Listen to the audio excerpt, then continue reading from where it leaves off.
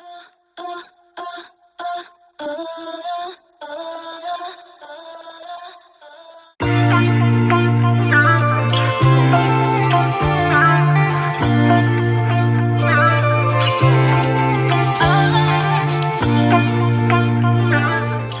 are we ready to go? No. Are you nervous? Did you press record? Of course I did. It's been recorded. All right, here we go. 5, 6, 7, 8. Hey, what's going on, world? It's your girl Shy, and welcome back to the CheyTea podcast. Hey, I gotta work on a cast.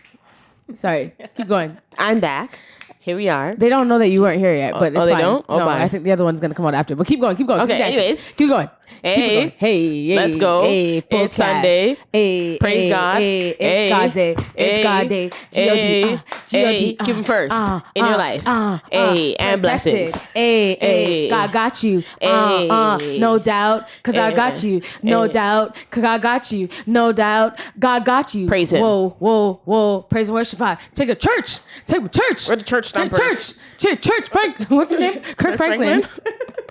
Anyways. There you go. That's it. Sorry. Hey, just y'all. gotta hype up the audience, the listenerships and all them things. How y'all doing? Welcome back to the CheyTea podcast. I am your host, Cheyenne Shantae. And it's your girl, Eleonora. You know the vibes, baby? You know the co-host vibes. You already know. You already know Best what it co-host is. you'll ever have in your life. Facts. I can attest to that. Amen. God is good. All the time. Anyways, we have a special friend here today with us. The brown sugar is on the couch. Come on. Okay. Little brown sugar. Little brown sugars, A little condensed milk. How you been? A little condensed milk, you know what I'm saying? Yeah, little Milo. The little bilingual milk, you know what I'm saying? Come on. That bilingual sugar. You know? Saying. Well, spice. Amy is on the couch today. Bonjour tout le monde. Hi. I don't know what she said, but hey.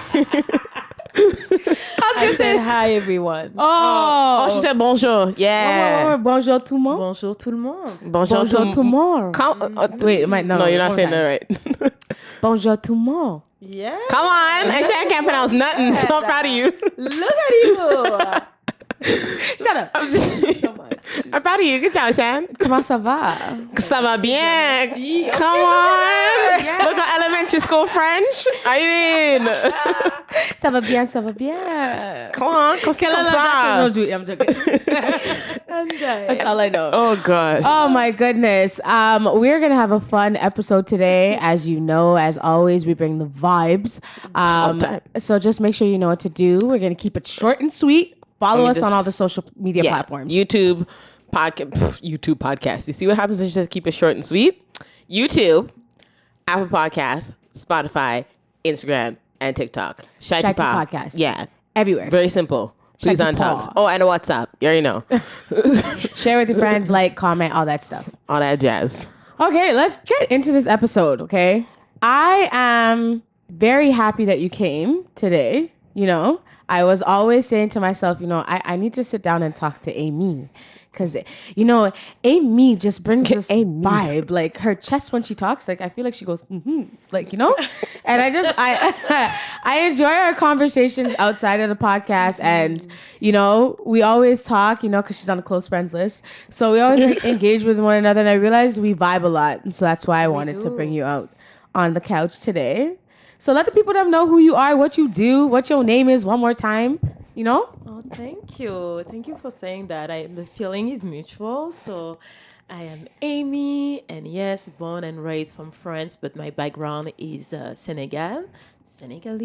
I work full-time as an equity, diversity, and inclusion lead at CBC. And outside of the corporate world, I'm a professional dancer. I'm doing some modeling a little bit here and there. And I have my podcast, Brown Sugar Talk, where I cover race and cross-cultural topics in today's society. Come on. Yeah. Intro.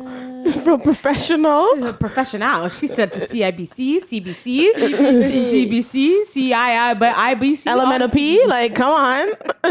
She said, I have the corporate job. I model. And She's I a dancer. dance. Like, you know what I'm saying? She's a dancer. Wow. Oh my god. That's very good to know. How do you juggle everything? I'm not gonna lie, it's hard. It's really hard, but I feel that I try to make time for everything because without the artistic side, I will be miserable in my job. So I just need it in my life and find a way to make both happen. Yeah. Yeah, I definitely. I mean, we all know that multitasking can be a lot, especially when it comes to like dancing, booking, gigging, moneying, everything. Like it's all on top of one another where it can be challenging. So like let's just go from like the beginning of like everything for you. The beginning. When you made a decision that you wanted to make the move for your life and come to Toronto. Oof. It was a last minute decision. I've never heard of Toronto before, except then Drake was from Toronto. So what happened is that I had my master in France and then I moved to the state, to Boston. Was living there, was really happy, have an amazing community of friends. And I was sponsored by a company with a working visa, and then they tried to extend my work visa, and they couldn't. And we gave me 1 month to leave the state after 4 years living there. So it was either I was going back to France or going back to Europe or trying somewhere else.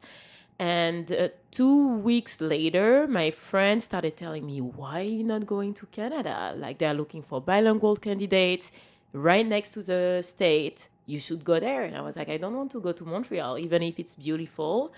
I love being in North America. I'm still not bilingual. I want to become bilingual. I just love being in English speaking cities. So I don't want that. And my friends were like, how about Toronto? And I say, what? Toronto? Where is Toronto?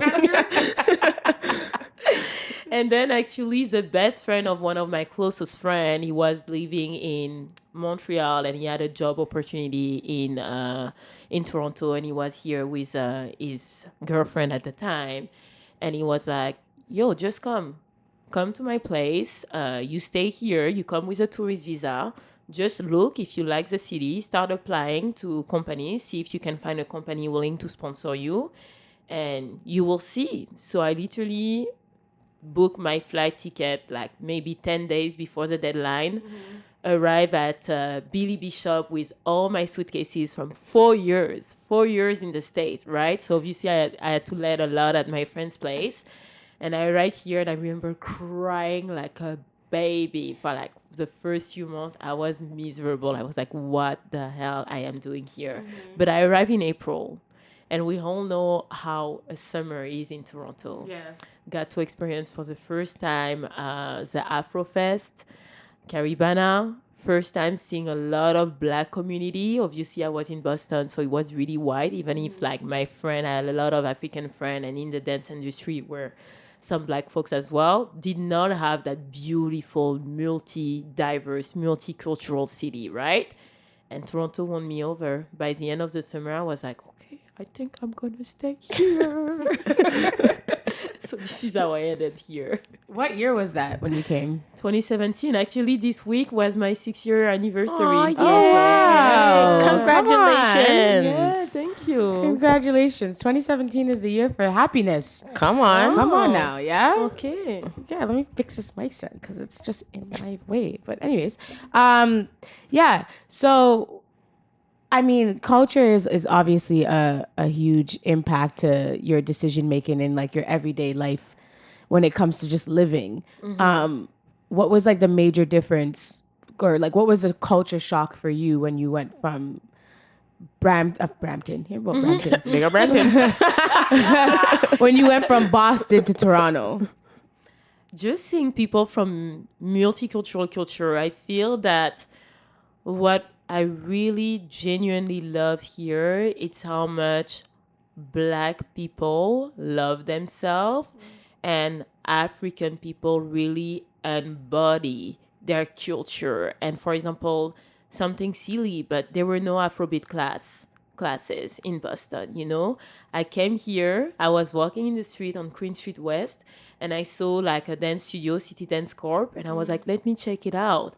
And then I saw that Greg was teaching Gregory Samba, and I was like, oh my God, like I need to try, like need to come. And I remember taking his class, and it was another body experience, you know, being able to dance on African music, doing Afrobeat. And I remember everyone was like, who is she? Greg was like, who are you? And then we went for drink and food, and he became kind of like my big brother, and he's the one who introduced me to Percy, to Essie, to literally everyone. And I started crying because I felt that, given the fact that I grew up in the south of France where there were not a lot of diversity, we were one of the only one a Black family, always have mostly white friends, and being bullied big time when I was younger. And really, like, I was not accepting being Black when I was young. I was so upset. Like, my mom was telling me, when you were telling me I'm Black, I said, no, no, no, I'm not Black. I'm brown, first of all. This is Black. This is brown. Like, I was literally showing the sofa, like everything. I was so upset. And I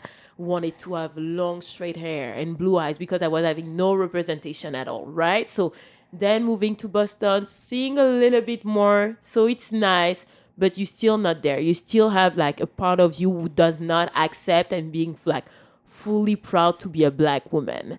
And I arrived here, and it was like, whoa, like I got hit by the culture, and I was like, okay, so now I'm gonna be here and really like learn how to love myself as a Black woman and appreciate my culture and live it. And I started wearing African print and being so proud of it, and just like, yeah, learning more about the culture and genuinely feeling proud of it for the first time, which was an incredible experience. Yeah. I can definitely relate in the when you mentioned about having the out of body experience taking Greg's class, because I took my first Afro class with Percy, and I kept telling him that was my first class. He didn't believe me, and I'm like, no, it's my first Afro class in my life, and I felt like might embarrass myself, but we're just gonna do it. But I actually felt like genuinely like happy. I felt excited, and I'm like, wow, I see why people do this, and I see what like you guys mean by like Afro music, like other than like obviously being Jamaican and like dancehall and reggae, but like Afro music really makes you feel happy, and it literally brings everybody together, whether you're Asian, white, whatever it is. Like you really, it feels just very welcoming, and like I felt like the excitement. And I felt so happy, and I would like 10 out of 10 would definitely recommend like anybody try it out, whether you can dance or not. Take an Afro class. It'll make you feel better. Yes, I agree. Yeah, definitely with not being like comfortable, not comfortable, but not being acceptance of like our skin tone, our skin colors. When it comes to, I wouldn't say accepting being Black, but when you grow up and surrounded by white people, white children, white humans, you kind of like see things from a different perspective when you're the only one, right? So it's like even just acknowledging like my hair. I didn't like to have my hair a certain way, or if I had it, like I didn't understand why my hair couldn't be straight like Stephanie's hair is straight. Like I didn't get those things when I was growing up. Even just being here in Toronto, I feel like a lot of what you're saying is in different areas. And like I grew up in Brampton. I went to a predominantly white elementary school, and it was like me and a few Black kids, and the rest are just white. I had a lot of white friends growing up. And so when I seen them have their hair straight, I wanted my hair straight. So I would go and ask. I'll be like, yo, like, let me get my hair permed. I'm like, I want to get a silk press. And like, you know, I want all these things because I was like, my hair is straight. I look like the white girls. I can flip it. I can do this. So like, I was doing all those things. But you can't, because once you get it wet, it goes back to your natural state. You know, like I wasn't understanding. Like the more you touch your hair, you're adding more moisture to it, which means like you're sweating it out even more. Like allow it, don't touch it. Like there was rules to the rap that I wasn't understanding. Don't get me started on this one. Yeah, yeah. So it's like just in embodying and embracing your blackness, it was always challenging growing up. Do you face that because of like you model and being a dancer? Do you face that it's sometimes like it's harder for you to I would say not allow but get people to acknowledge your blackness? Like even like dance, modeling, corporate job, like is it hard for them to embody you? 1000%. And I guess now it's becoming easier now that I fully accept myself and I'm proud of myself and I love the woman that I am. But the thing is, there is still racism. There is still colorism. And when you look at me, I'm considered as dark skinned and I'm tall. So because of that, and also, for example, in the modeling world, I don't have like the body type, right? I have thick tight, I have a bum, I have breast. I'm not skinny. And food is life, so I'm not planning to be skinny. You know what I mean? So they will not book me a lot because I'm not the type, right? And in the dance world, you know how it is. Oh You know how it is. Yeah. With colorism, like they will not book us. And when there are opportunities for us, unfortunately, we cannot most of the time win all together. You know, it will like competition between us. And it's annoying because you want sisterhood. We want to help each other out. But then when we know like they will take only one of us and you have to look at each other out and be like, okay, so who are they going to take? Oh, they will take the lighter one. And usually they take someone who is like lighter in terms of skin to represent the black woman, which is annoying because then issues one more time with the representation, right? And I remember I was having this conversation. I thought about it and I was like, oh my God, I'm screwed. I will be honest, most of the dance opportunities that I have in this city is thanks to Amanda May Wilson, right? Big up her. And when she left for LA, I was like, oh, this is it. She's like, no more opportunities. I'm done now.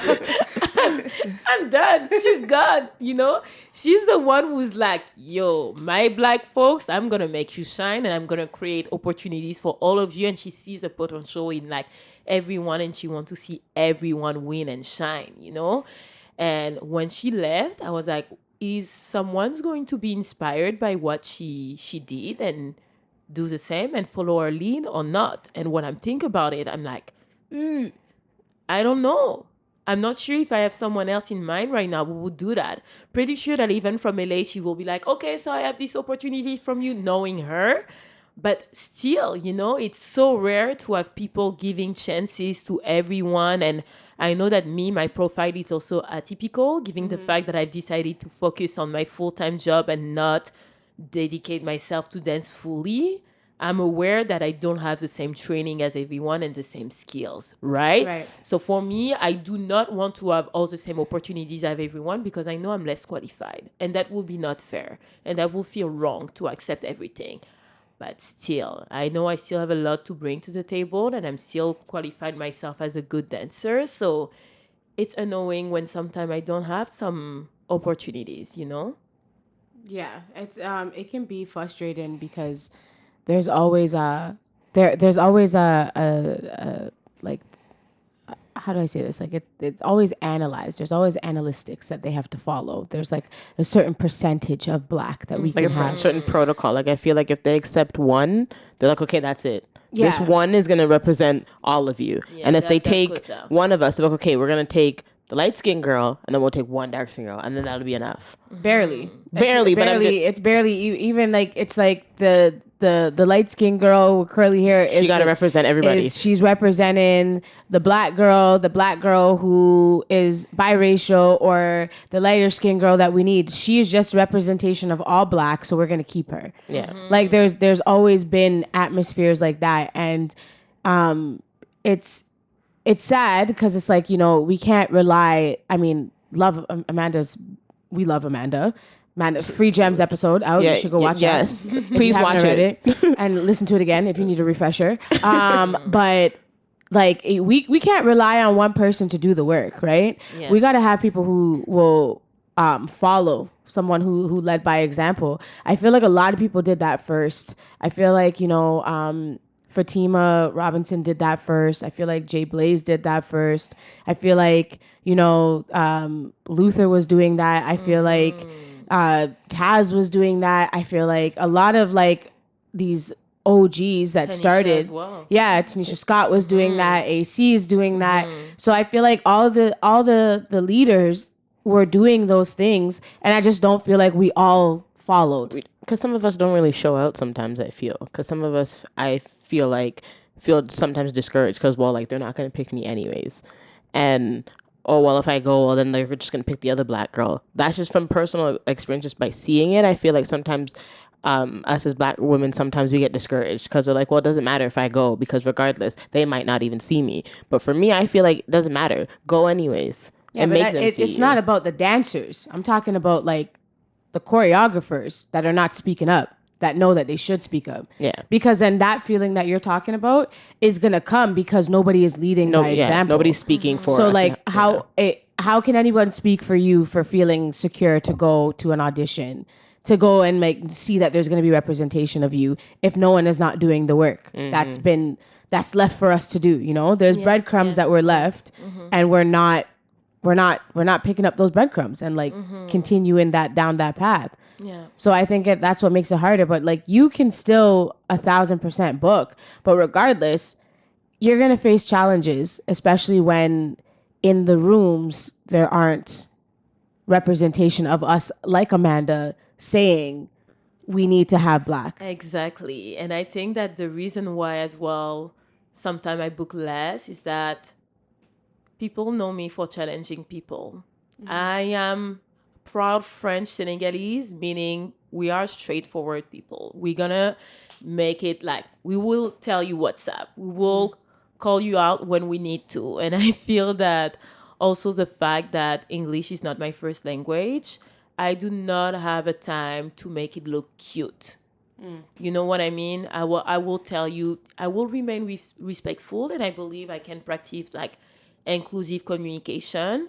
But when something is not right, I will let you know. And I feel that in the dance industry, people are so used to people brushing them in the right sense, and being like, oh, hi. Coddling. You know what I mean? Like, I'm forgetting my English term for that, but like, they're so used to people saying yes and amen to everything they say and not telling them, actually, it's not okay and I'm not going to let you disrespect me, that when they see that, they're like, oh, no, I will be challenged with this one, so no. It's not enough of constructive criticism. Oh, they cannot take that. No, they A lot can't. of people cannot take that. I experienced it. Yeah, and it's like if you speak up for yourself, we're deemed as a stereotype of being an angry black woman. That And narrative. she's rude and disrespectful, and they come at you, and it's like, no, we can't come off as giving constructive criticism without having them saying something negative or taking it like the wrong way. That's why sometimes we stay mute and we don't say anything. But there has to be some of us who, like you mentioned, be out there and say what you mean and mean what you say and defend yourself respectfully, but also get your point across. Yeah, I agree. I don't know what that static was just now. Sorry. I heard like. Oh, in your ear? Yeah. Oh, I didn't hear anything. I know. Yeah, that's why I was like, what was that? Wait, Probably because your phone was on top of the maybe. thing. Hold on, let me just fix this for you. Lord, jeez. Why I have just be so rough and tough? Pay good money for this, better act right. I know. That's what I'm saying. One more. Can you hear me now? Yeah. I Can you hear me good? Yeah. You sure? Oh yeah. Shut up. Just asking. There you go. Amy, have siblings? Holy. have Jeez. siblings? Yeah, she aggressive. Yes, Okay. I have a big sister. She's 3 years older than me, and she So has you know how I feel. 2 little girls. Yeah, I know what you feel. Oh, whatever. Trying to look rough. I'm joking. Oh, what are you talking about? Oh, what are you talking about? Anyways, back to what I was saying. Yeah, and you know what? I face like what you're saying, like it's just kind of like trickled in my brain. There's a lot of times where like I've said stuff here on this podcast, and it just or like I've said stuff in like my stories and stuff, and like I got a lot of like people that will just watch, but like I don't get like the people that like actually like say something along with what I'm saying. Like, you know, sometimes I feel like I'm the only one that's like saying something, or I'm the only one that's like noticing something, where I'm just like, you know, do we not see this side of things, like that, like, you know, something is wrong, but you're just going to go ahead and do it anyways because it's an opportunity for you and it's not blocking your blessing or money in your pocket. So because I'm not feeling that being done onto me, then it's not a problem. People notice, they're just not saying anything.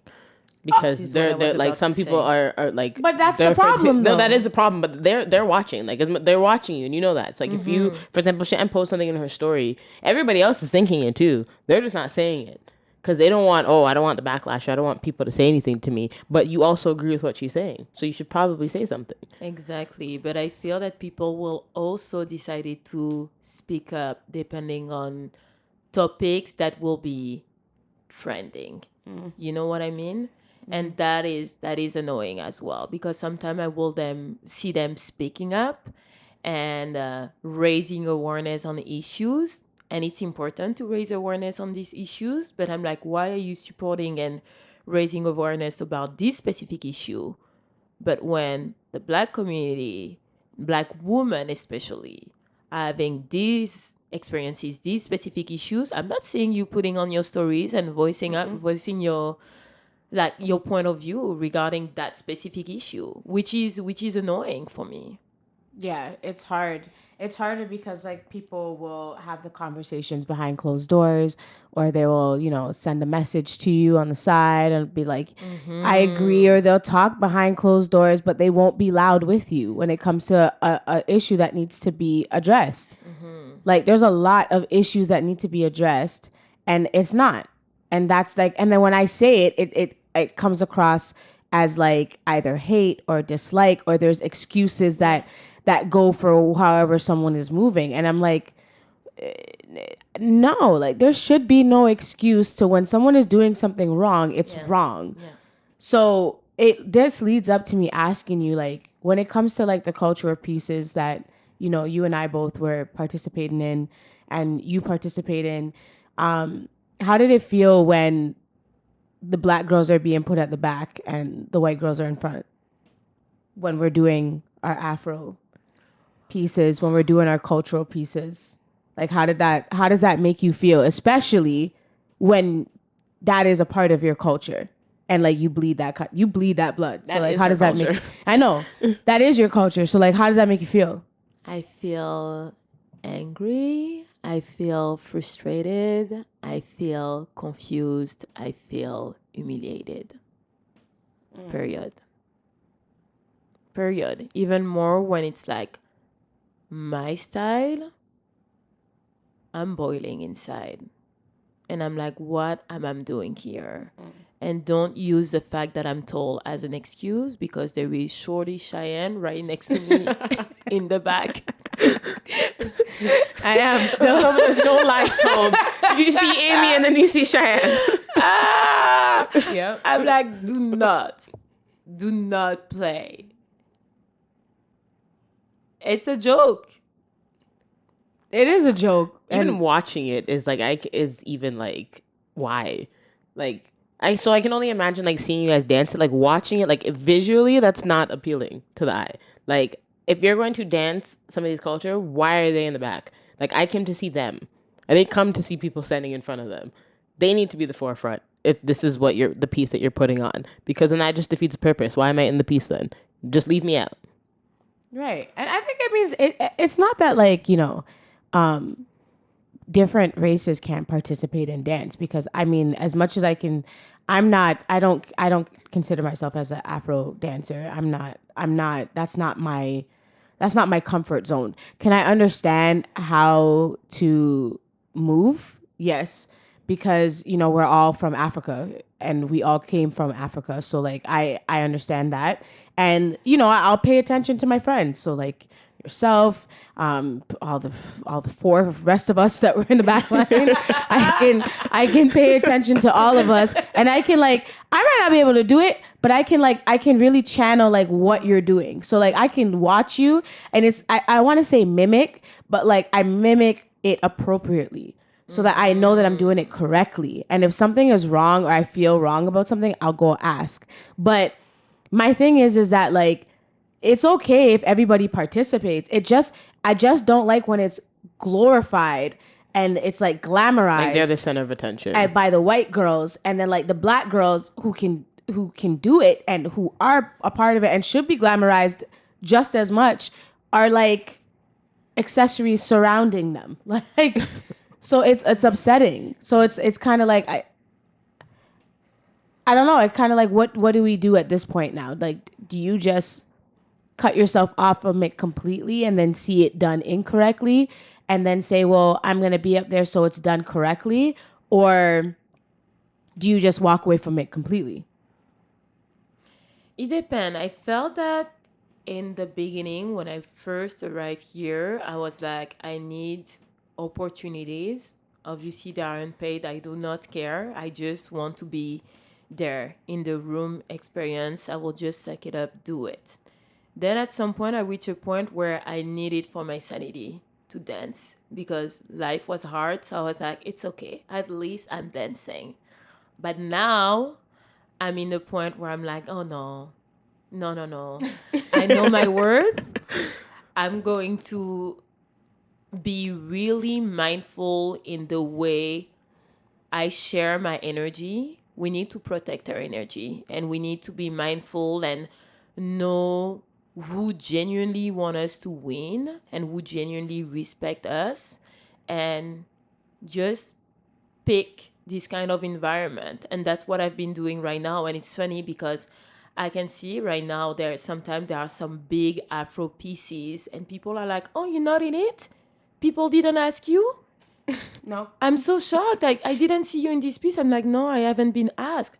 But why? Oh, because you're always busy, right? No, no, no.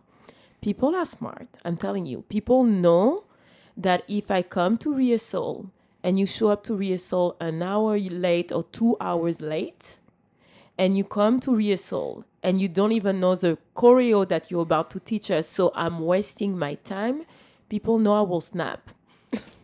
They know. They know that I don't deal with unprofessional people. And some people know that they don't book me anymore for this reason. Because I will tell you, if there is a client involved, if there is only dancers, I will tell you that's not okay, that's disrespectful. Let's all be professional. It's not because you're a dancer, an artist, that you do not know how to treat people right, how to send proper email with all the information directly in the email without me asking you, so where is the venue? What I am supposed to wear? What is the time frame? Is it compensated? Let's not do the back and forth. I'm tired of this. You know what I mean? Send all the information. And I'm seeing you two laughing at it. You know what I'm talking about. That's Cheyenne. That's Cheyenne. That's what she does. I can't deal with that. I cannot. Like if you're say for example like you book Cheyenne for choreography, if you don't send Cheyenne details, confirmation, all these things, where's she going? Why are you gonna break your neck? I'm not going back and forth with you. Send me everything. Be professional about it. Even me, if I get booked for something, please tell me where I'm going. Please tell me what you'd like me to wear and all of these things. Because if you don't provide detail, I'm going to take it as you're unprofessional and I'm not going to come. Exactly. No, it's just like, how the heck do you expect anybody to do anything if we don't know if we don't know what we're doing? No, because people like, some people feel like, oh, you should have emailed me or you should have messaged me. No, they'll say that sometimes. I understand. But what I don't understand is like that. You see how 2 + 2 is just not equal in 4 years? That just doesn't make no sense to Some me. people will be like, oh, I forgot to message you. Why didn't you message me? And it's like, but why would I message you when you've reached out to me? It's not even about that. Why are you not giving the information for people when you want them to do something? Like, how you expect me to do it? You know? But hey, man, you know, I know, like, you know, what we're talking about is what we're talking about. And of course, I'm just going to say this as a disclaimer. I'm going to bleep the name, but I'm just going to ask you, like,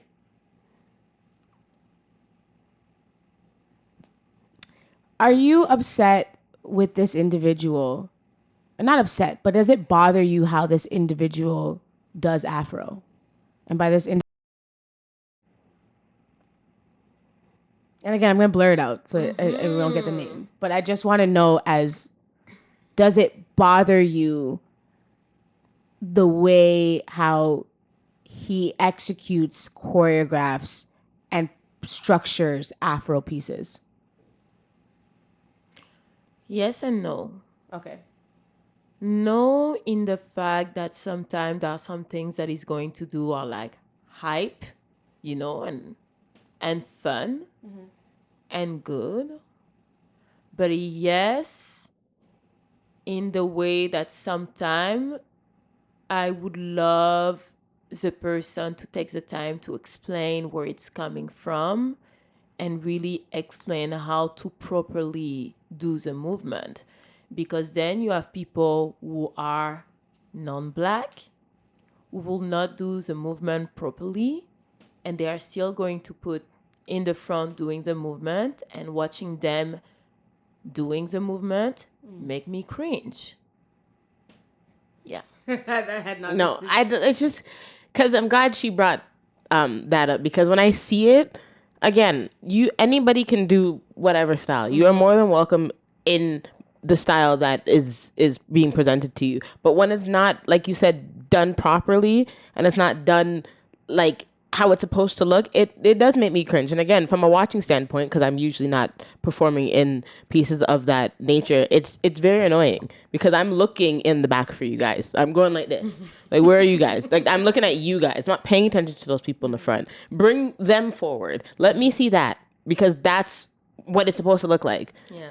And if you're going to dance to these styles, why are the people who made these styles in the back? Why am I hiding in my own cultural pieces?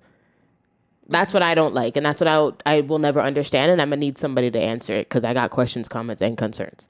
Yeah, I think the reason why that I asked that question is just because, again, I know that there's, and I want you to kind of elaborate as much as you can on this. I know there's different ways of executing Afro. I know that there's I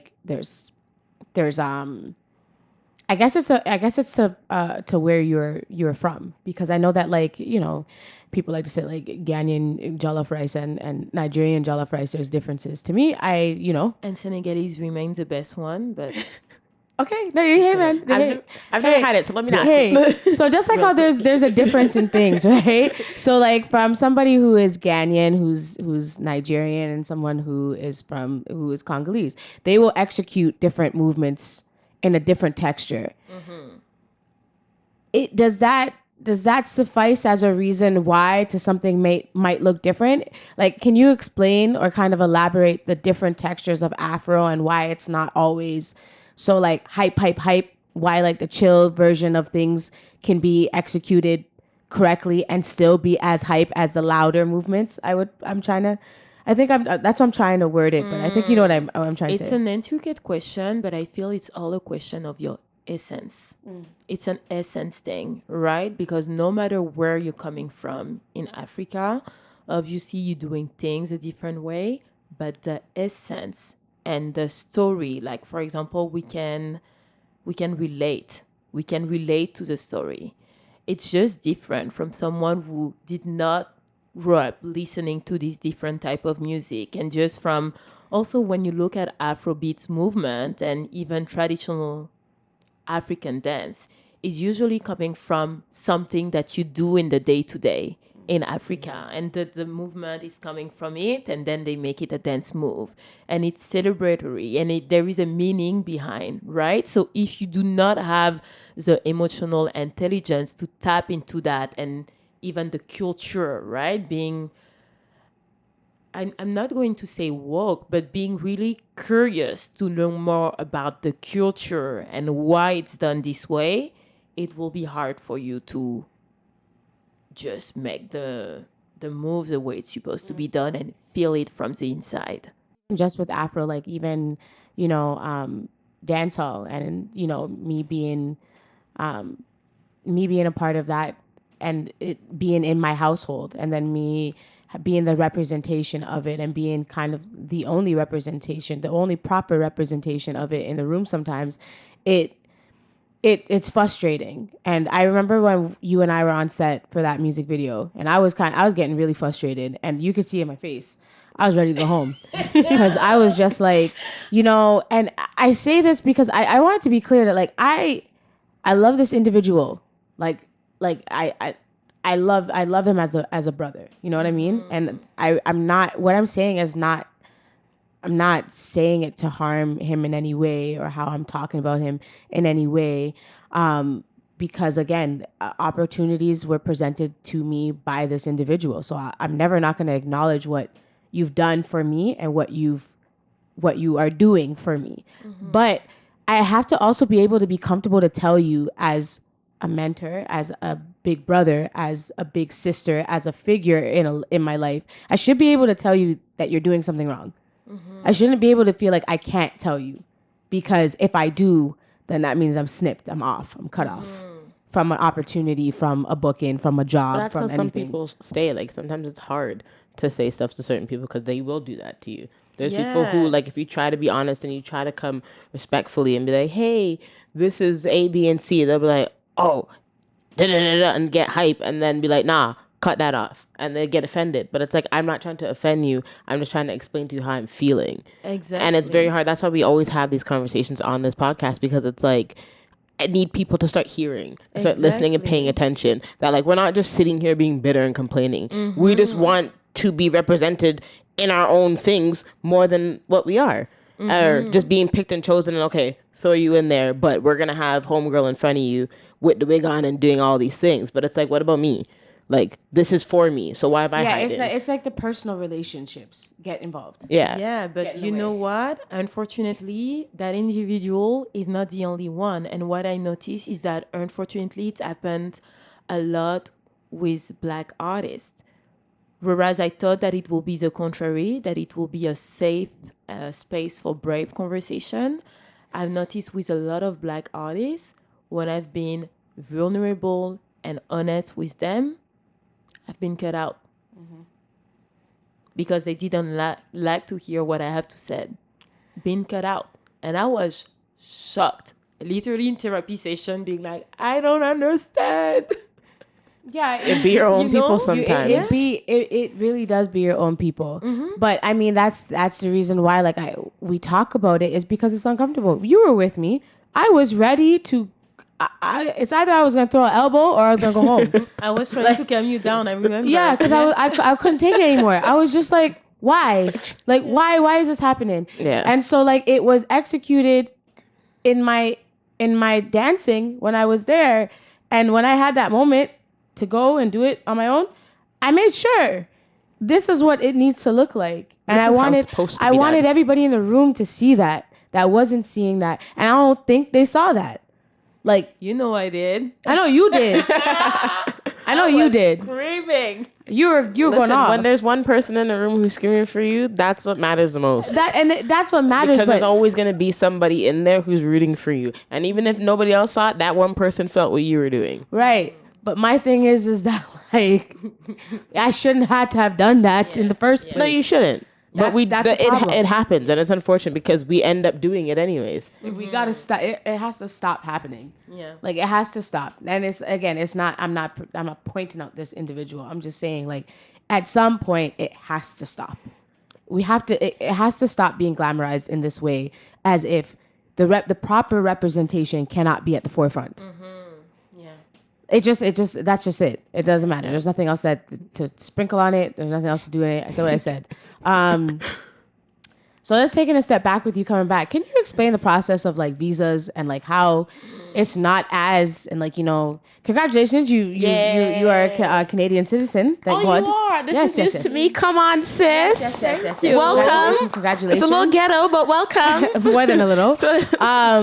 But in a, I mean, you don't have to go into grave detail, but, like, that process, let's show the side that's not so glamorized. Like, it's hard, ain't it?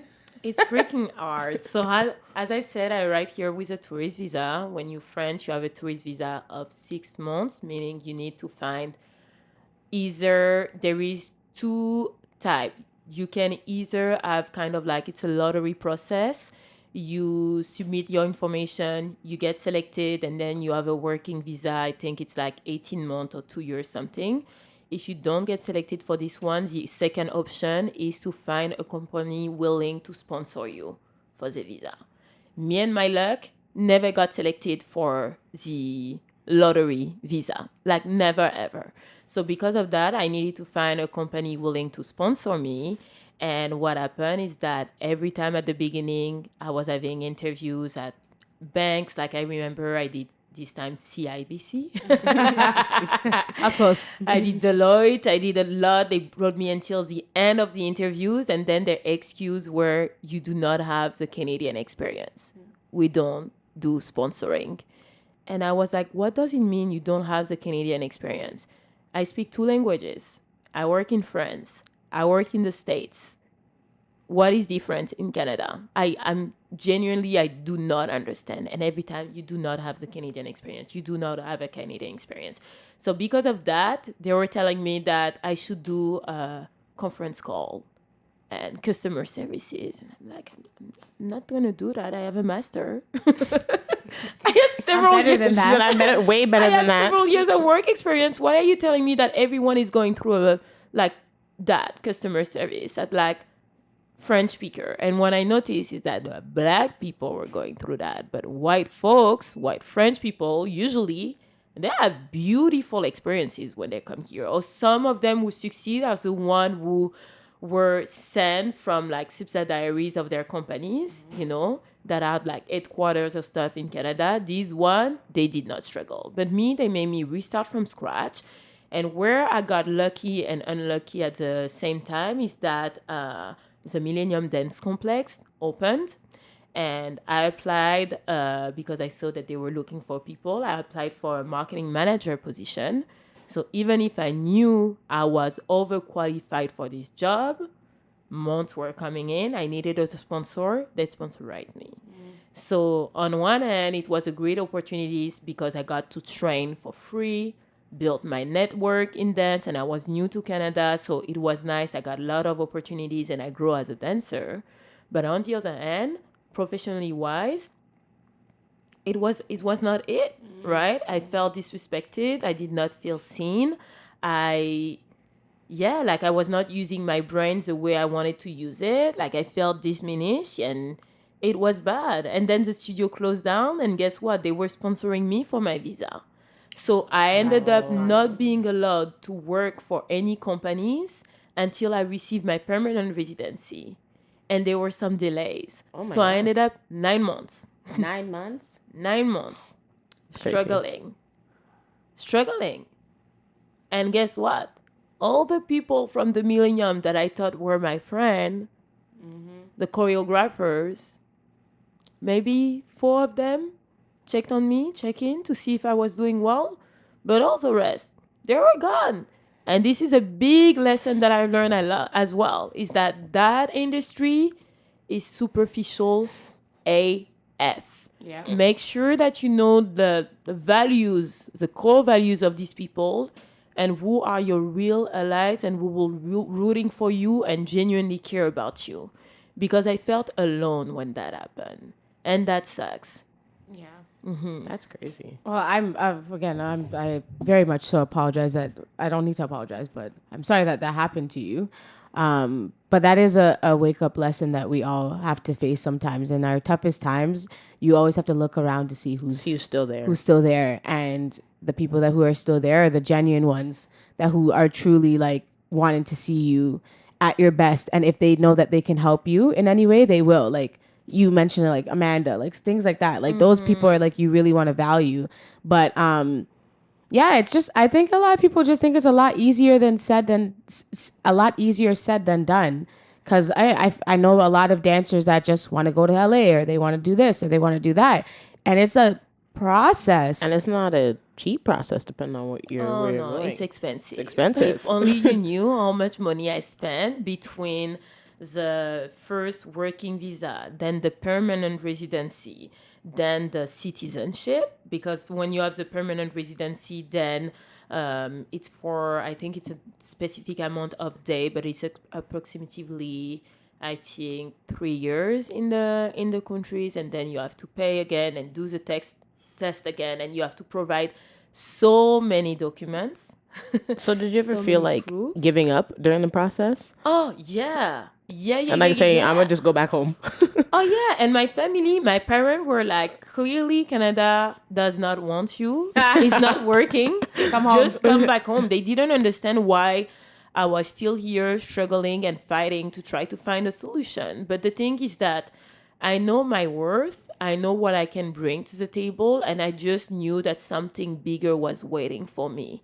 And I just needed to fight. But for example, December 2020, I went back home for Christmas, and my parent, I will always remember that. They had a serious conversation with me. You know that when my dad gonna call me and say, let's talk, and I'm on the couch, Yeah, that's it's a, going that's to be a, It's it'd a be a serious. long serious one. Yeah. conversation. Yeah. And they were like, you need to come back home. Like, what are you doing? What is happening out there? Like, you struggling. And that's not a nice conversation to have with your parent when you're literally 29, about to turn 30. That obviously with society experience expectation, and as little girl in your dream, you're like, by 26 I'm married, by 28 I have two Listen, kids, and I'm me. living in a big house. Yep. And you're 29 and you struggling like that. You restarted from scratch and struggling to find an organization we can see your worth and how highly qualified you are. Like that sucks.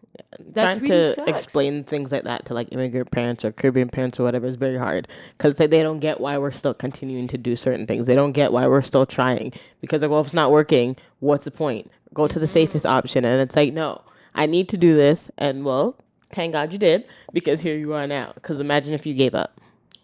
Right? Like I had this conversation with them. 4 months later, I got the offer by CBC for my dream job. Come on, God. For dream company. Patience. Yeah. Patience is a virtue.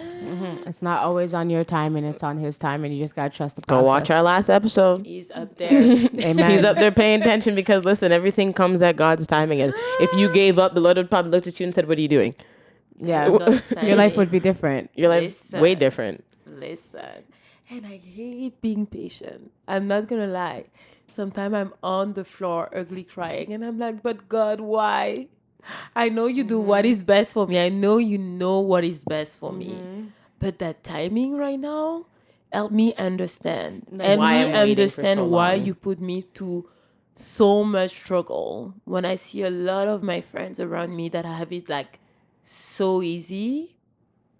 I'm like, why? Why me? Yeah, it makes I'm it a harder. tough cookie now. I can I was able to prove you that I can handle anything you put in front of me. So can you reward me now with my husband and kids because I'm tired. I felt. Listen, going into that conversation, I mean, getting a little personal. So,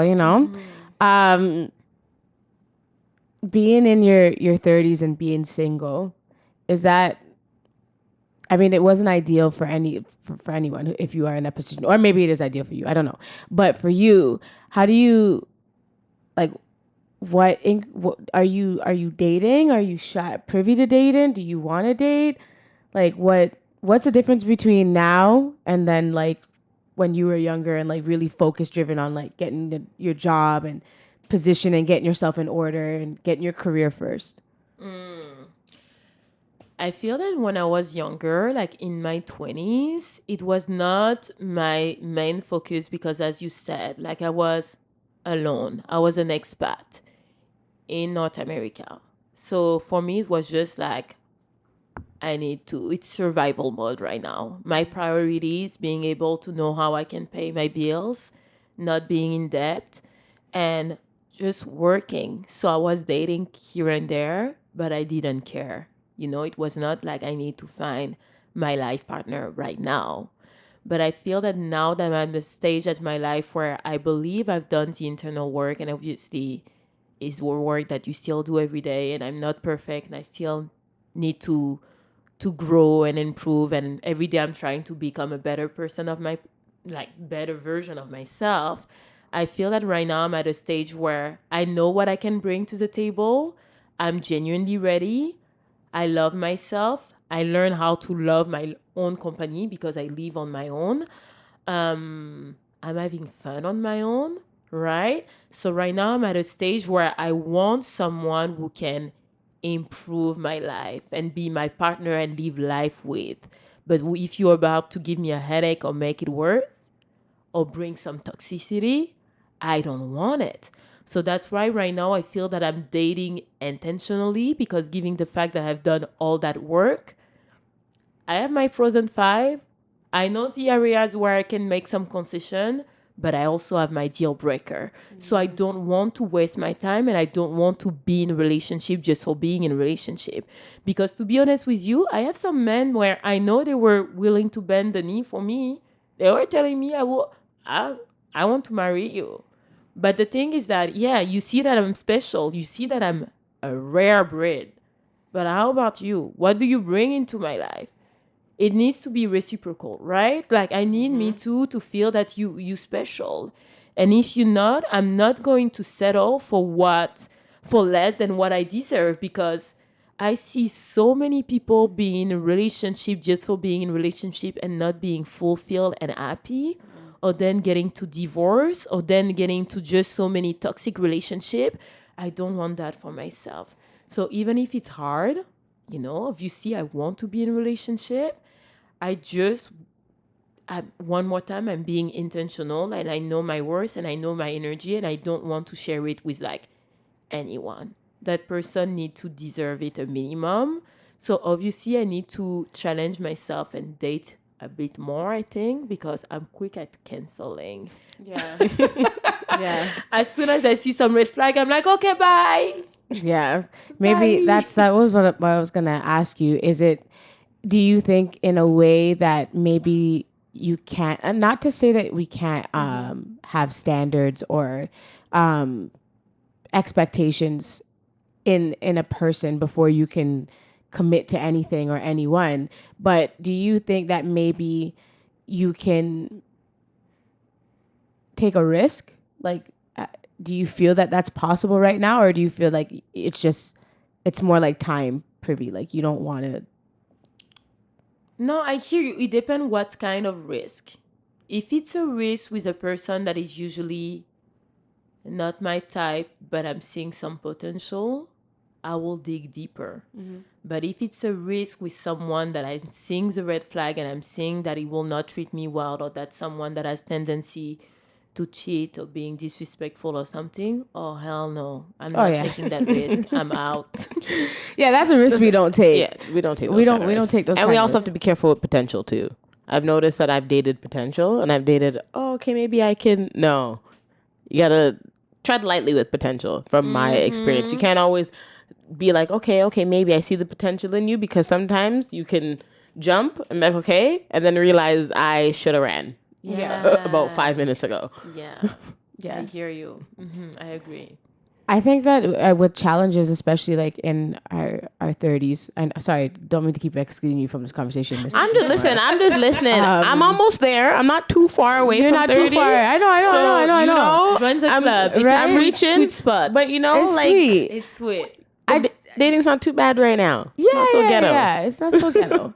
But what I kind of like want to focus on is that, because it's not the expectations, society's expectations has always like piling on top of us. I think it's something that I constantly say, because I'm at a battle with it myself right now. Like I'm not single. I'm in a relationship. I'm in my 30s. However, like I'm in a 6-year relationship. I'm not married and I don't have any children yet.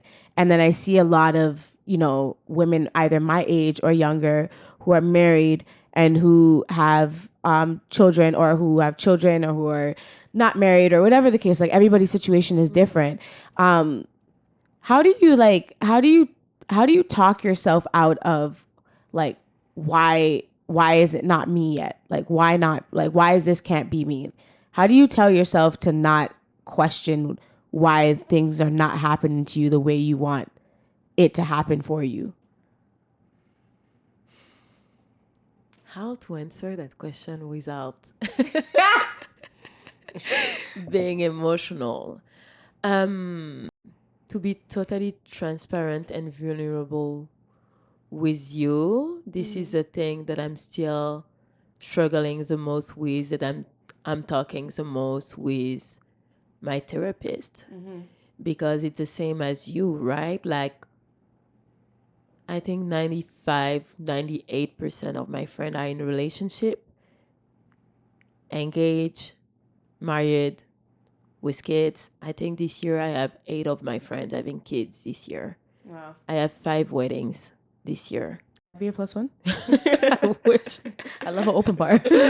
Sorry. God, everybody get married, but I'm just trying to come. Keep going.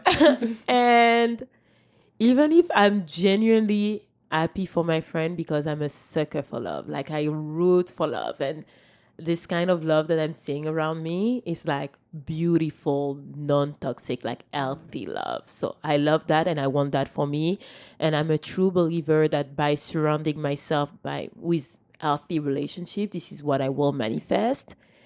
It's hard when we're having like the get together or the group chat to be the only one who cannot contribute in the conversation and to have everyone saying, but oh my God, Amy, you have it all. Why don't you? You beautiful in and out, and you this and you that, and you ride or die, and this and that. And I'm like, stop complimenting me, please, because you're making it harder. And I hate when people are like, but why you? I don't understand. Stop it. Because I don't understand either, so it won't help the fact I that definitely we both understand can't. that. right? The fact I don't that get it. You don't get it. We don't get it. Relate. Right? I hate So, the why are you single? Right now, it's just like, okay, one more time, trying to tap into my connection with God and having more faith and trusting Him and trusting divine timing. But the thing is, and I know I try to not say but because then it's like contract everything that I just said. I'm seeing some women in their late 30s and 40s who are thriving, so successful professionally, but they are still single. For example, Tracy Ellis Ross, that we all know really well. And I'm like, is it what God has in plan for me?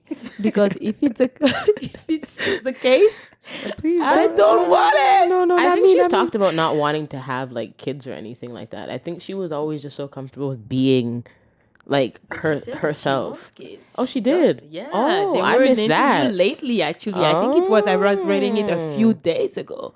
She wants kids. I did not she know wants that. Someone. Yeah. See, that's why social media is false because I thought she was just living her best life in her 50s, living life, and she looks great. So I thought she She's was still living her best life. okay. And she's not setting up for less. But obviously, if she could, she would be married with kids, you know? That's crazy. And sometimes I'm seeing some women, some are happy, some are still struggling, but I'm just wondering.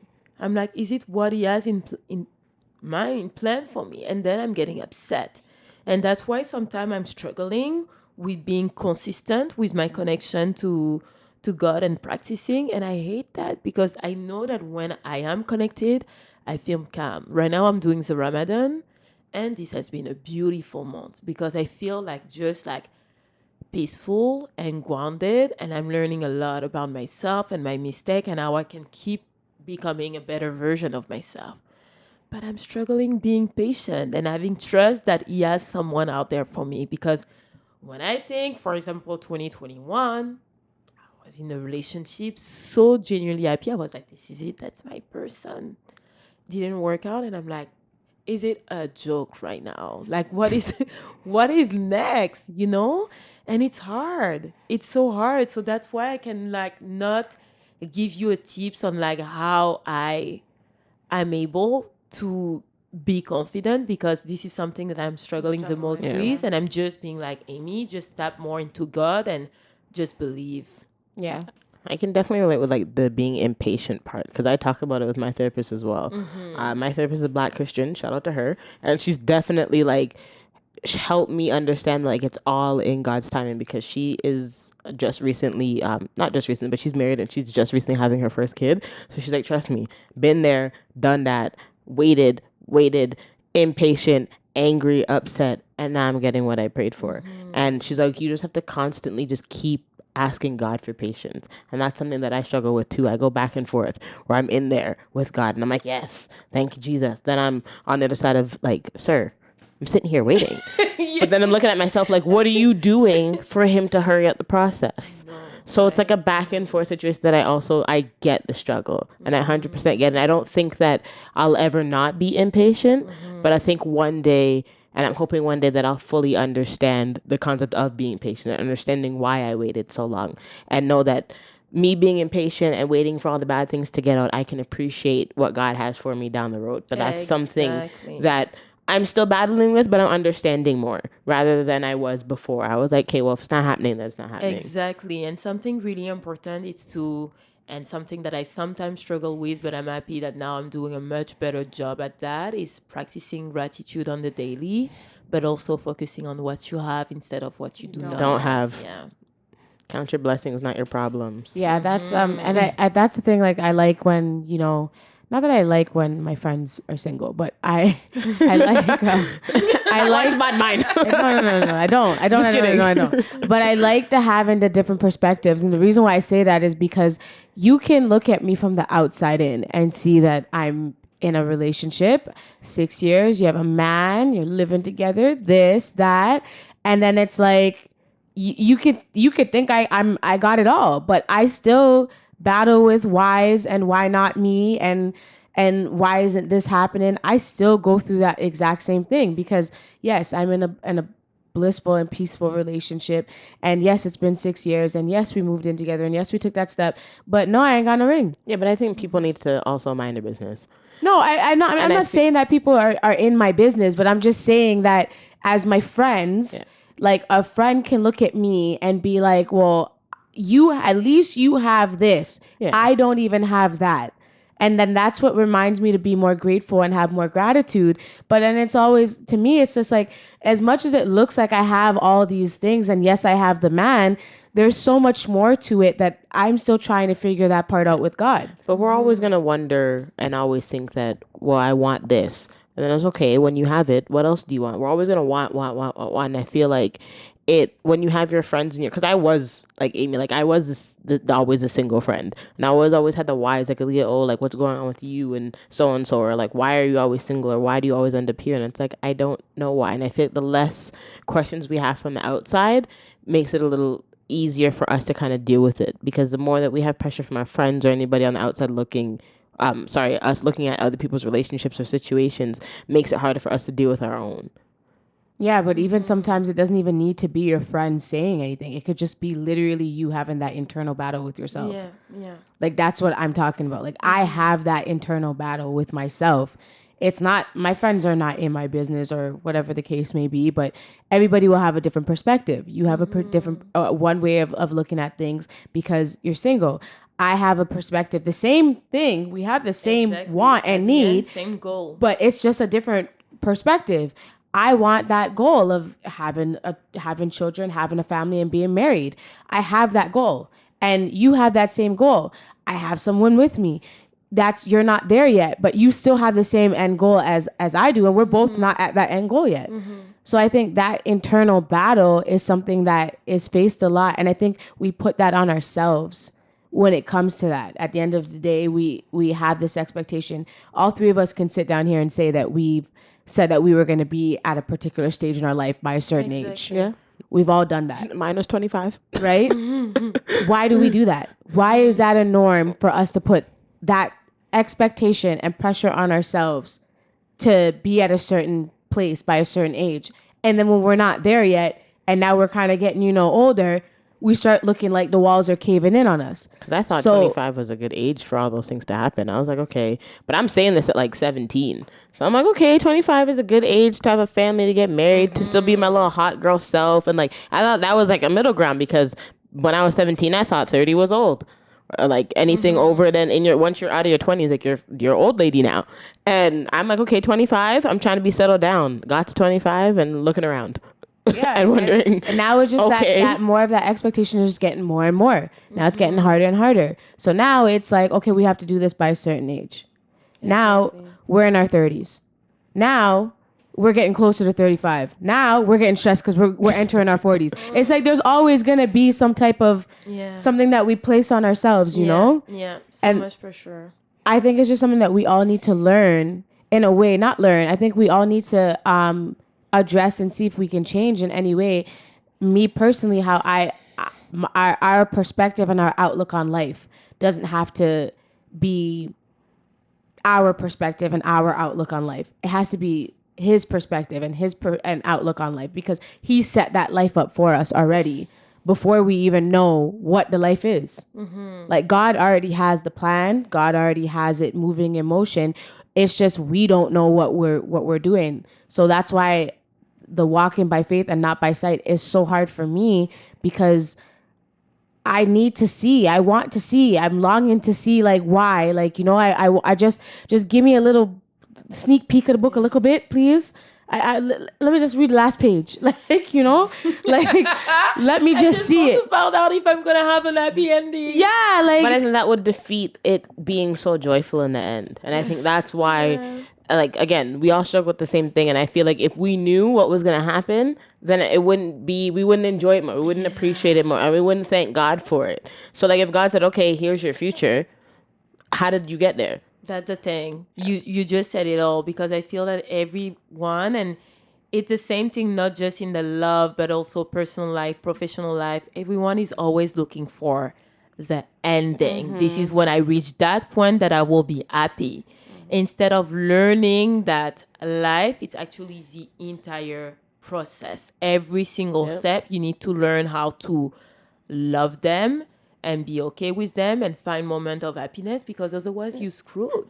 Once you get the kids and you get the husband, there's still situation that you have to figure out once you get it, because marriage and any relationship that you're in is not easy. Raising kids is not easy. So yeah, God is going to give you the man and the children, but then how are you going to handle the man and the children when you get it? Because now you're raising the human being. Now you're raising somebody who depends on you now. That's that part. Yeah. And if you don't have that type of knowledge, or if you're not ready for that, God can't bless you with that, because you're in care of somebody else. Exactly. And that's why it's so funny when you see that, due to society expectation and the way we've been raised, and obviously coming from like Caribbean and African family, they do that at a really early age. So that's why for us it was like, this is but this age. I know my sister got married at 23. She has that first kid at 26. Second, I think it was 29. But everyone is in France, it's like that, right? But when I look at myself and I see myself at this age, and no way I would have kids and be married. I was not mature enough. Like, I knew nothing about life. Not at 23. Nothing. Nothing at all. Yeah. Nothing at all. I think it all happens for a reason, but yeah, I think we all face it, and I think almost anyone can relate, especially women. I think we can sit down and relate, and we know that we put it on ourselves. We're the first people to judge ourselves. We're the first people to look at our body and be like, pick out things that we see that some men don't even notice yet. Before they even notice your elbows dry, you're already knowing the elbow dry. You know what I'm saying? Like, there's so many things that we put on ourselves, and I think that is something that I'm trying to embody. Like, I don't want to feel like I'm settling for anything less at all. I just know that, like, I should be patient. And I know that the gift that I got in my relationship was from God himself. So that's what makes me trust the process. I do get impatient. I do have to sometimes put my foot down with certain things, because, everybody has their way of thinking, and my man's comfortable. But I got to let him know that, like, yes, honey, like, yes, you're comfortable, but tick tock, tick, tick, tick. Because it's a thing with black men, especially, that they just like to wait. There's no reason to wait. They just wait. Like, it's kind of like, if it ain't broke, don't fix it. Not all of them, some of them. But I think it's okay. I won't say all black men think that way. I think most, if not, no, some black men will feel like, if it ain't broke, don't fix it. What's the problem? I'm committed to you already. I'm with you already. I'm your boyfriend. I don't cheat. I love you the same way. What is marriage going to do to change my love for you? I'm still going to love you the same. You get married tomorrow, 24 hours before, the love I have for you now is the same love I felt for you yesterday. So what's the difference? I just look around and I'm like, listen, the difference is I don't got your last name, okay? I think when it comes to like marriage and stuff, I think because we all believe in God here. So I think because that's in the Bible and it's talked about and it's something that is sacred, it's more, it means more than just the title of me being your wife. It's not just being your wife and having your last name. Yeah. It's more to that. And I feel like we become one, especially when, for me, like I want to have children one day. I don't want to be somebody's baby mother. I don't want to be just a girl who had your kid. And granted, that works for some people, but for me and my God, that don't work for me. Why do you want to get married? Sorry, I don't mean to cut you. I'm gonna ask everybody this question. I'm gonna ask, why do you want to get married? I'm gonna ask you first, Amy. This is a really good question. I feel that I want to get married because it's a question of like commitment, even if it's just, yes, you committed when you're in serious relationship with someone. It's kind of a question of sealing the deal, getting the last name of your partner, creating a family together. And it's just like we are teammates. It's true thick and thin, right? And it's like by being married as well, you have that more security. Which might be, I know I also understand the people who are not married and are successful and have kids and they make it work and they are beautiful teammates as well, right? And as I'm getting older right now, to be honest with you, I still want to get married, but I'm like, maybe I will do literally just a religious celebratory meeting with my family, but then just go destination wedding with my friend and party. That's what I've been thinking about right now because I was like, I'm older. I'm not going to spend that much money on the wedding, knowing that at the end, it's more for the parent than for us, right? So, yeah, it's a really good question because even when I'm hearing myself saying it, the reason why I want to get married out loud, I'm like, I could do all these things like not getting married. But I feel that it's also the way I've been raised. When I see my parents together, like, it's beautiful, man. It's beautiful. And I want that for me. Yeah. As you should. Why do you want to get married? Piggybacking off of what she said, I want to have a partnership with somebody. And I feel like once we're married, like we're really in this together. And without this huge commitment between me, you, and God, I feel like at any point you can really walk away. Because in the Bible, the Lord said you are single until you're married. So I feel in my heart, because again, we believe in God in this household. When I bring God into our relationship, that's you and I for life. And if you do anything outside of you and I, you are not only talking to me, but you're speaking to God about what you did or what you plan on doing or whatever it is, or whatever the case may be. And then especially because I do want to be somebody's mother one day. I don't just want to be somebody's mother and then I'm explaining to my child, oh, this is your dad. Oh, but why aren't you and daddy married? Why did you have me without getting married? And love my parents to death, but they're separated. So it's like for me, I want to see a different type of love. I want to grow my future children with a relationship, a strong relationship, and a partnership, and not just you can leave anytime. Like I want to show my kids something that I never really saw growing up, in the sense of like true, actual love and commitment. And I feel like we lack that, being Black and being Caribbean. Like we lack the commitment. Like we're usually just, I hate to say it, but we're usually somebody's baby mother, and that's it. And that's all we are. And well, I committed to you and we're together and that's it. No, I don't want just that. And I want to break those generational curses. And I want to break the stereotypes of being a single mom or whatever the case may be, or just being a single Black woman. I want to end that. That's why I want to get married. Because it's more than just being in a relationship. Exactly. Yeah. You know, thank you for my TED Talk. Yeah.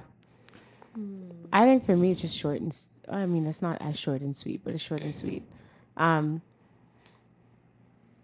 want to get married because I want, when my afterlife, when I'm in heaven, I want to see my partner. I want to see you there with me. I know when I go to heaven, we won't see each other as husband and wife. that's not how that works. When we go to heaven, we're in God's house. We're God's children. But I want to know you're there with me. That you're my earthly husband. Yeah. You're my earthly husband, and I know you're there with me now.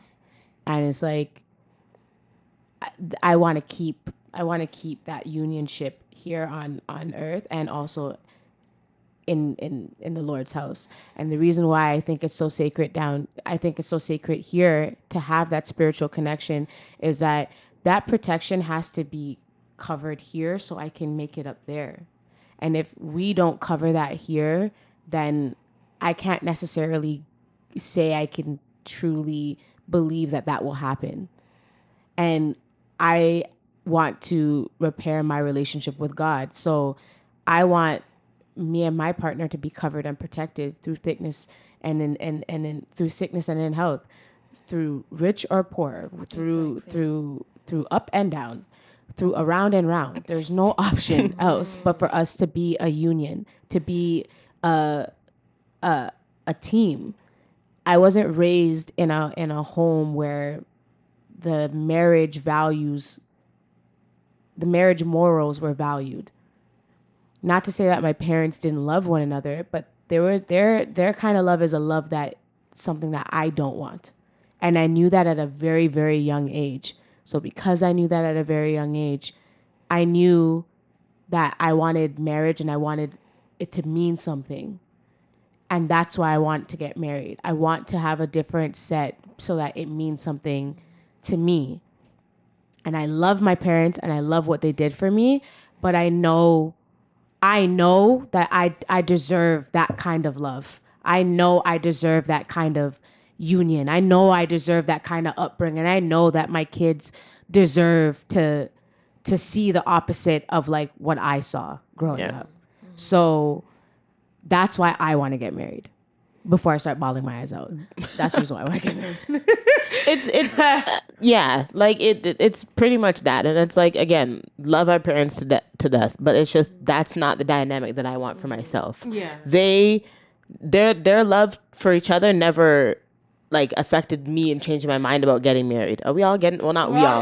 Just them two. Oh, it's her fault. Oh, sorry. Not me holding it down for the crew. It's okay. I apologize. I'm gonna hold it down for the CheyTea podcast friends. Usually that's me, but you know, I know, I didn't need to get deep, I prayed about it. So that's why I'm okay to easily talk about these things. But I got you guys. Choked up a little bit. But you know, it's like, and I'm like, oh, damn. But it's true. Like, we don't, it's just even not even taking it away from me. Like, just seeing like my friends and like their parents' relationship. It's like, I don't want that. And that's not any disrespect to them, but it's like, I want better for us all. Because too many of my friends and I can relate in those ways when it comes to our upbringing. It's like, I don't want us to go through that. I don't want none of my friends to experience that, whether they're just dating or whatever, even if they don't want to get married. I want you guys to have relationships where they're meaningful. And men don't take you for idiot. Yeah. Like, I don't want that for us. And even just our kids, like our the legacy we leave behind. Yeah. Like, I want it to be a continuous, you know, like, our parents have a legacy. Their legacy, like their parents' legacy. Now I'm gonna be their legacy. Now it's my turn. Now it's my turn to leave a legacy. Like, I want to leave a trail of my family. I want to start a new generation of positivity. I want to break all of the brokenness that came before me and start fresh and fix that. And inspire the next generation. Yeah. And inspire people to know that marriage is still cool. Yeah. Marriage is still something that you can have. Marriage doesn't always have to be government. It doesn't have to be a negative thing. Yeah, it doesn't have to be a negative thing. Like I said, for you. It's between you, God, and your partner. Yeah. So whether the government knows you're married, God knows you guys are together. And that's something that I want people to understand. It's not a piece of paper where you just sign in, oh, this is what it is. No. It's a relationship between you, God, and your soon-to-be husband or whatever the case may be. I feel like it's just too much negativity when it comes to it, and too much financial burdens and too much financial issues that people raise that reason as to why they don't want to get married. And it's not for all people. Exactly. It's just for some. They think that it's money. No. Exactly. Because I had money before you got here. But I had money before I got into a relationship. I just want somebody to add to my life. You're not supposed to subtract from my life. And it's okay too, like if sometimes marriages don't work. That's and like perfectly fine. Things don't happen and like things happen and all that. But I also think that you shouldn't be turned off from wanting to have that companion, that leadership, that unionship. You shouldn't be like, well, it didn't work the first time, so like it's over. I don't think that you need to marry every single person. Like we ain't Jennifer Lopez on these streets. But like, I think it's okay to get another opportunity. I think sometimes things don't work, and I think even sometimes God is like, the biggest blessing came out of that. And it's either say you got married and you had children. God will forgive you. The biggest blessing was your child, and that child came out of that. So that was the reason why you guys got married, was to have this legacy here, but now continue to lead by example and continue to make the change. Don't feel defeated by the situation. I'm going to give you a new person. That there's going to be a new opportunity, a new way of life, and a new way for you to look and learn and grow from, and to make your relationship with God even stronger, and not to give up. So I don't know. I think everybody has a different perspective on marriage, and I just think at the end of the day, like you need to understand where we're coming from, okay? Because there's and whatever you believe in, whether you want to get married or whatever, just lead with love. Yeah. Whether lead with love instead of fear. Yeah. Whether you want to get married or not. There is a friend of mine who actually just released a book called Move with Love, right? Coming from that concept of moving with love instead of fear, because I think that right now I agree with all the things that you were saying, but there is something that we did not address that it's huge, and you said it in one of your sentences. It's the fact that it's not considered as cool anymore. Mm-hmm. And why? Because of social media and now the broadcasting, and like no offense, but there are all these new things happening now and nowadays, and with the dating and always swiping, glamorize that ideas of like the grass being always greener somewhere else, that ideas of perfection that does not exist. So people will always want for something better, something more. Yeah. Whereas it does not exist, but because of that, they will always keep looking. And then with dating several people depending on their moods, right? And then you have, and no offense to this couple as well, people do whatever they want, but some will be polyamorous, and for me, beyond all of that, it's that fear of committing to one single person. It's not considered as cool anymore. Yeah. And this is sad. For me, this is really sad, because I truly see partnership, and I know I said that because I'm coming from a basketball family, but as like a teammate. Let's play together. There are some games that we are going to win, some games that we are going to lose, but no matter what, we are a team. Let's practice. And with who do you want to just take over the world? And have challenges, you win, you lose, but at least you have that person. And I personally find it beautiful, but a lot of people do not find it cool anymore, which is sad. They run away. Yeah, it's something that needs to it needs to just be more like normalized. There's so many like complications on things. Mm-hmm. Like I'm in this relationship. I'm a polygraphic. I'm a this. Not I'm a polygraphic. It's just, I think we just it's just make so things much too complicated. Just it doesn't have to be so hard. Listen, there's supposed to be two people. That's it. Just you that's and it. Your partner. You and That's it. Nobody else. I don't need to invite nobody else in my bedroom. I'm gonna need nothing else. And I won't lie to you. At some points, I thought that was like a thing to keep a man attractive. No, and like but that don't lead with God. No, I know you know, but I'm just telling everybody else that don't lead with the Lord. The way you're talking to sorry, me in the microphone. I'm so sorry. I'm sorry. Let me take time with you. I'm very aggressive. I'm so sorry. Jeez, my bad. Let me take time with but her. It's what you said. It wasn't cool. Like being married, starting a family, it wasn't cool. It was be single. How many men do you got? Well, how many Birkins you got? How much this you got? There's a society that's you know what I'm saying? Like, listen, keeping up with one is hard enough. Y'all don't know that? It can be sexy. Even more with women like us. Like, come on. Listen, I'm black. I can put a wig on if you want me to. I can be a different person. Just you switch wig, you switch Yeah. like your hairstyle. We can have different personalities. That's what I'm saying. What you want? What do you mean? I got the ponytail. Like, what do you want? You want a braids? You want a braids? I You want can a give wig? you a Which wig. color? I can give you short wavy. I can give you the waves. I can give you bone straight. I can give you soccer I mom can give you the bob. big- Like, what do you mean? What do you mean? I could be the soccer mom. I could be the school teacher. What you want? Right? Like, What you want? I'm 'Cause us with versatile. a dancer background, like you in for a full treat. Like what What are do you talking mean? Bare about? pirouettes, Like, bare Batmas, Come on. bare flexibility up here. What are you I'm talking saying. about? I'm just saying, man. Take what you got, okay? Honestly, it's just when you pay less attention to social media and society and what other people are doing, it makes things a little easier. Because I used to look at my friends and be like, oh my God, I can't believe you have a boyfriend at this age, da da da. And now I'm just like, what were you going to do with that in your early 20s? What were you going to do? What do you know that you could hold down a relationship at 21? What do you know about love right now? And I'm like, yeah, you know what? 20-year-old me true. would have regretted certain situations that I put myself in if I continued in those same steps following the things that I saw. Man, we got real deep. So Am I? You're welcome. got all emotions, got the feels. always- Yeah. But on the CheyTea podcast, we like to play a game at our end of our episodes, and we like to we either shy away from the question and don't answer, or you spill the tea. Get a little spicy. Okay, a little spicy. Now we'll start off light. Okay.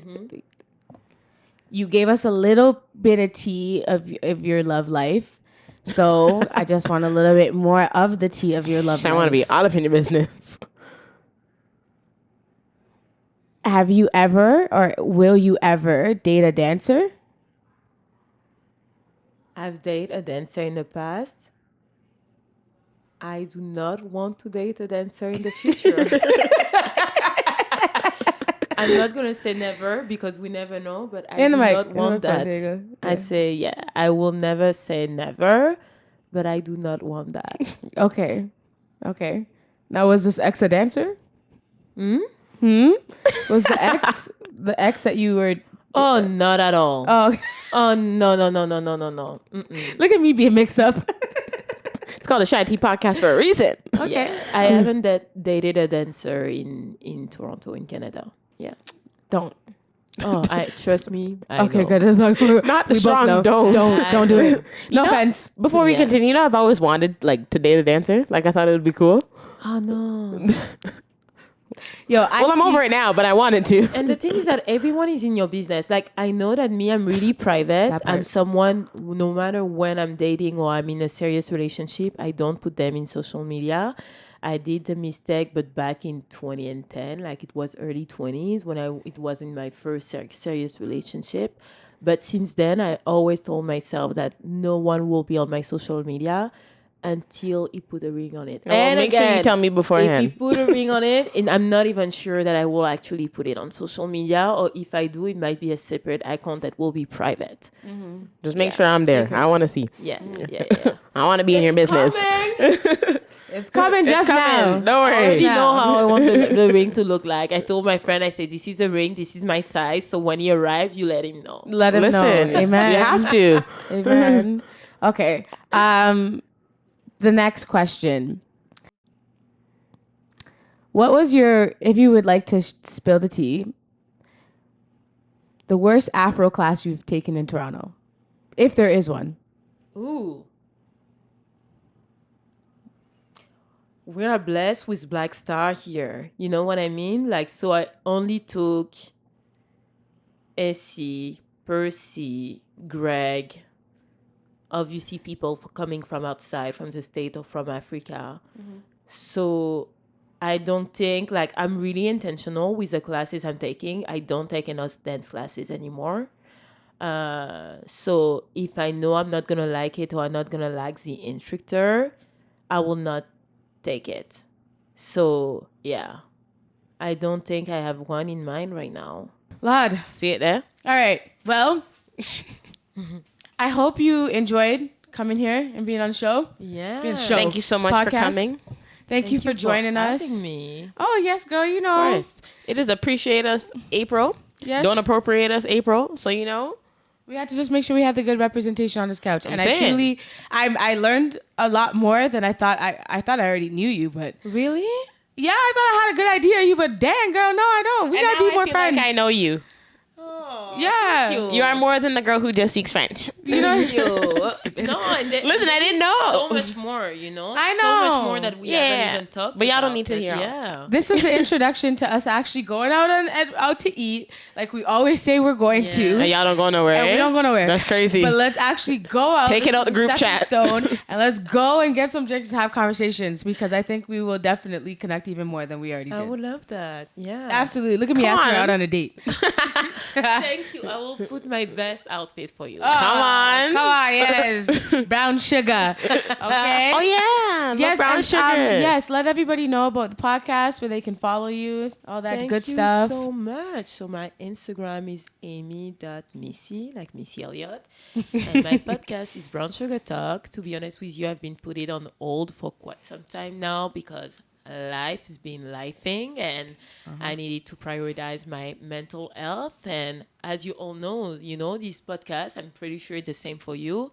It's free from the kindness of our heart. And people don't even realize all the time that it takes to produce and find the guest and then put it online on the different platform and And edit creating it. all the design and the editing. And we do all that for free. And at some point, I was just like, Amy, you are burning out. You still have your full-time job. You still have the dancing, the modeling. I was going through breakup as well back in the day. And like, it was just a lot for me. And I needed to find a way to come back stronger, but to come back in a way that I can make my platform more sustainable and profitable as well. So I'm taking my time. But if you are interested in watching former conversation that are all available on YouTube, Brown Sugar Talk by Amy. I have a lot of deep conversation. I love going deep. And these are beautiful conversations. And I had amazing guests out there. A lot of episodes are available. So check them out. We'll try to come back really soon. Working on it right now. And yeah, thank you again for having me. I'm excited. Thank you so much for tuning in, listening to the CheyTea podcast. You already know the drill. Know the vibes, friends. Yes. You better like, comment, subscribe, hit that bell button so you're notified every time we upload the visuals. Listen to us on Apple Podcasts. Leave us a 5-star review. Listen to us on Spotify. Follow us on TikTok and Instagram because the girls are TikToking. Yep. Right, Miss Shantae? Amen. CheyTea podcast everywhere. Period. Download the episodes. Download the episodes. Please on tongues. Okay, bye. Adios. Why did you get married? Bye-bye.